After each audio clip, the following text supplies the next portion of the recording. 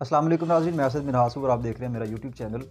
इस वक्त मरी के हालात बड़े खौफनाक हैं और बड़े दिलखराश जो वाक़यात हैं और जो वीडियोज़ हैं और पिक्चर्स जो है वो देखने को मिल रही हैं। दिल बड़ा दुखी है, बड़ा नुकसान हो रहा है। अभी तक 22 अफराद जो हैं वो जहाँ बहक हो चुके हैं, जिनमें से 2 फैमिलीज़ शामिल हैं। 10 बच्चे हैं और 10 बच्चों के अलावा जो 12 हैं वो उनकी उम्र 40 से 50 साल के दरमियान है। इनकी हलाकत की वजह जो है वो ऑक्सीजन की कमी थी। इसके ऊपर जो है वो ठंड काफ़ी सारी थी और ठंड की वजह से और ऊपर से ऑक्सीजन की कमी की वजह से ये लोग जाँ बहक हुए। लेकिन इस सब का जो है वो ज़िम्मेदार कौन है? ज़िम्मेदार अवाम है या हुकूमत है? वो सयाह हैं जो वहाँ घूमने फिरने के लिए गए थे, सैर व तफरीह के लिए गए थे, या इसके वो कसूरवार हैं या वो इंतज़ामिया कसूरवार है जिनको चाहिए था कि वो ये इंतज़ामात जो है पहले करती? क्योंकि आपको पता है कि जो सर्दियाँ हैं वो हर दफ़ा आती हैं, हर साल आती हैं। पूरी दुनिया भी इस वक्त तक 50% से ऊपर जो दुनिया है वो जो है वो ठंडे इलाकों में रहती है। वहाँ बर्फ़ भी होती है, ग्लेशियर्स भी होते हैं, इस तरह के हालात वहाँ भी होते हैं, लेकिन इस कदर नुकसान नहीं होता। लेकिन हमारे यहाँ चूँकि हमारी जो हमारे जो हुक्मरान हैं वो इस कदर घिर चुके हैं, बेहिस्से हो चुके हैं कि हमारे यहाँ हर साल जो है वो बदलता है, लेकिन हमारा हाल नहीं बदलता। साल बदल जाता है लेकिन हाल वही रहता है, वही सर्दियाँ, वही गर्मियाँ। अगर गर्मियों में डेंगू का मसला आता है तो हालात वही होते हैं। अगर सर्दियों में ये अगर बर्फ़बारी का सिलसिला है या इसके अलावा जो दीगर सैलाब अगर आ जाता है तो फिर भी हमारे हालात वही रहते हैं। यानी कि अगर हम एक दफ़ा गलती कर लें तो हम दोबारा उस गलती को जो है मुसलसल, मेरे ख़्याल में तो 20-25 साल से मुसलसल हम दोहरा रहे हैं और एक दूसरे हुक्मरान के ऊपर जो है ये ज़िम्मेदारियाँ डाल के रफू चक्कर हो जाते हैं। अभी भी यही हुआ। फवाद चौधरी साहब ने अपनी गवर्नमेंट की तारीफ़ करते हुए कहा कि 1 लाख से ज़ायद लोग जो है 1 लाख से ज़ायद गाड़ियाँ इस वक्त मरी में इंटर हो चुकी हैं। बड़े फ़ख्र के साथ उन्होंने कहा और उनको ये भी कहना था कि हमारी आवाम जो है वो बड़ी अमीर है। कौन कहता है कि हमारे यहाँ जो है वो गुर्बत है? हमारे यहाँ लोग अभी तक जो है वो 1 लाख से ज़ायद गाड़ियाँ इंटर हो चुकी हैं और इन लोगों के पास बहुत सारा पैसा है। बजाय ये कि वो इस बात पे तनकीद करते, और उन्होंने ये भी कहा कि वहाँ जो है वो होटल्स का जो किराया वो बढ़ गया है और एशिया खुर्दनोश की जो कीमतें हैं उनमें भी इजाफा हो गया है। जो चीज़ 5 रुपये में मिलती थी वो 100 रुपये की हो गई है और जिस होटल का किराया 5000 था वो 50,000 हो गया है। उन्होंने इस बात को बाकायदा मेंशन किया और उनको ये भी शर्म नहीं आई कि वो बात क्या कर रहे हैं। अक्सरियत के साथ उनको शर्म नहीं आती, जब वो बात करते हैं तो ऐसे ही बोंगी मार देते हैं। बाद में फिर जो है वो बाज़ दफ़ा तो माज़रत करनी पड़ जाती है और बाज़ दफ़ा वो भी उनको तौफ़ीक नहीं होती। बहरहाल उन्होंने ये ट्वीट किया तो उनकी इत्तला के लिए अर्ज़ ये है कि मरी के अंदर इस वक्त जो है वो 10 से 20 हज़ार गाड़ियों की पार्किंग की गुंजाइश है। इससे ज़ायद वहाँ गाड़ियाँ जो है वो पार्क नहीं हो सकती, वहाँ को बाकायदा पार्किंग का निज़ाम नहीं है।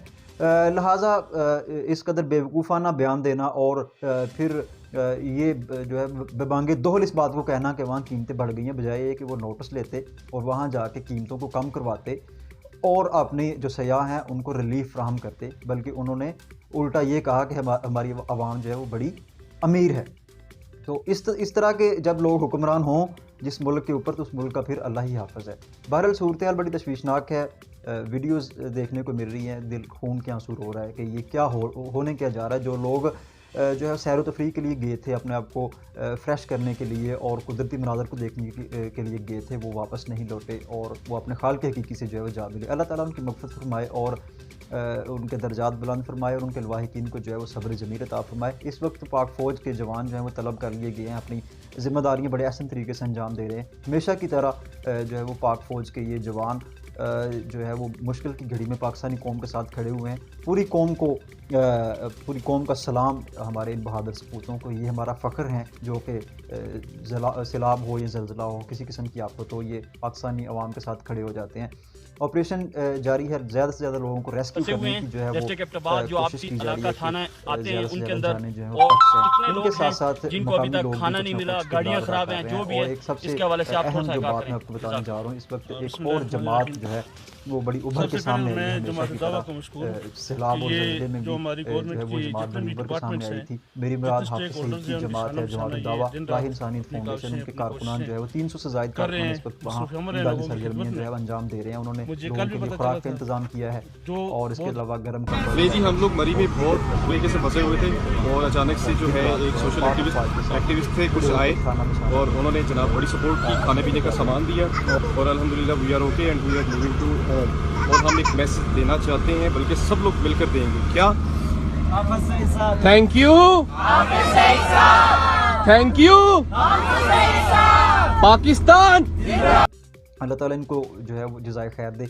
बहरहाल मेरी गुजारिश यही है वहाँ के मुकामी लोगों से भी और पाकिस्तान के अंदर रहने वालों को भी कि वो जहाँ तक मुमकिन हो सके इन मुतासिरीन की जो है वो मदद करें और जाके इनकी मदद को पहुँचें और जो कुछ वो कर सकते हैं वो लाजमी करें। और आखिर में पूरी कौम से इल्तिजा है कि वो दुआ करे कि अल्लाह ताला हमें इस मुश्किल वक्त से जो है वो निजात दे और वहाँ जो मुतासरीन लोग हैं उनकी अल्लाह ताला मदद फरमाए और हमारे इस मुल्क पर जो है वो रहम फरमाए। और हमारी जो पंजाब गवर्नमेंट है ख़ास तौर पर अल्लाह ताला उनको भी जगा दे और उनकी गैरत जाग जाए और हमारे सोए हुए जो उस्मान बुज़दार साहब हैं वो जाग जाए और वो वहाँ पहुँचे और वो वहाँ पहुँच कर जो है वो जगह हादसा का जो है वो दौरा करें। लेकिन मेरे ख्याल में उनको ये तौफीक नहीं हुई। बहरहाल शेख रशीद साहब पहुँचे हैं लेकिन उनके भी पहुँचने का भी कोई फ़ायदा नहीं, क्योंकि ये मामला जो है वो पहले तय होने चाहिए थे, पहले इनको दौरे करने चाहिए थे कि हमारी जो इतने सयाह आ रहे हैं हमने उनको कहाँ रखना है, अरेंजमेंट्स क्या करनी है, इंतज़ामिया को जो है वो अलर्ट किया जाता। लेकिन हमेशा की तरह हमारी जो प्रॉब्लम्स हैं वो पहले आती हैं लेकिन उनके सॉल्यूशंस जो हैं वो बाद में आते हैं। लेकिन दुनिया में ये नहीं होता, दुनिया में ये होता है कि प्रॉब्लम्स को जो है वो पहले जांच पड़ताल उनकी की जाती है और पहले ही उनके सॉल्यूशंस जो हैं वो तैयार कर लिए जाते हैं। सयाहों को जो है वो यहाँ गाइड नहीं किया गया क्योंकि हमारे यहाँ लोगों को जो है वो सैर करने का बहुत शौक़ होता है लेकिन हम प्लानिंग के बगैर जाते हैं, हमारे पास प्लानिंग नहीं होती, बस हम ऐसे मिनटों में तैयारी की और चले गए। बहरहाल ये गवर्नमेंट का फ़र्ज़ था कि अपने सयाहों को जो है वो वहाँ जाने वालों को गाइड करते, उनका सामान चेक किया जाता कि उनके पास आया कि अगर वहाँ को आफ़त आ जाती है या कोई हालात इस तरह के बन जाते हैं तो वो उनके पास रेस्क्यू करने के लिए कोई सामान है या नहीं है, जो कि नहीं किया गया। बुरी तरह नाकाम हुई इस वक्त भी गवर्नमेंट, जो कि पहले ही बुखलाई हुई है और अभी भी बुरी तरह जो है वो नाकाम है। बहरहाल अल्लाह ताला हमारे मुल्क पे रहम फरमाए, इस दुआ के साथ कि अल्लाह ताला उन तमाम मुतासिरीन को बाहिफाजत अपने अपने घरों तक पहुँचा दे। तब एक नई वीडियो के साथ आपके खिदमत में दोबारा हाज़िर होंगे, तब तक के लिए इजाज़त दीजिए। अल्लाह हाफ़िज़।